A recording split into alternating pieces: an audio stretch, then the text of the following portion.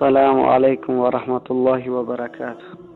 برادر عزیز، اسم من عبدالقادر است و من میخواهم که درباره یک ایشان یک قاری صحبت کنم و از برادران تاجیک سوال کنم که با مردم تاجیک بگن که این شخص خیلی انسان است و چرا که این شخص در مسجد خطیب عمر فاروق شستکم کرایان بود و از مردم بپرسن که این شخص خیلی انسان بود، چون که چرا از چی سبب اون از وظیفه برکنار شد و از تاجیکستان فرار کرد، از چی بود.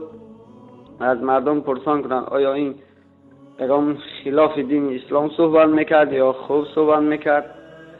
و تا جایی که من میدانم تمامی مردم چندین هزاران در اون مسجدی که اون شخص بود، وقتی اون شخص بود چندین هزار آدمان بود، انسان ها در اونجا نماز میخوانند. وقتی که اون شخص از اون مسجد کنار شد تا الان خیلی تعداد نمازخوانان از اون مسجد کم شد.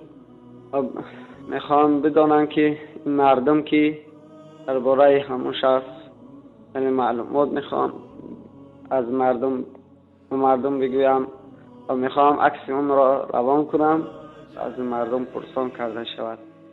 چندین مردمی که در طرف اروپا هستند از در طرف چی هستند، اکثریتش از دست این دجال این رحمانوف فرار کردگی گرفتگی هستند و میخوام که در همین باره از مردم سوال جواب و برای مردم گفته شود.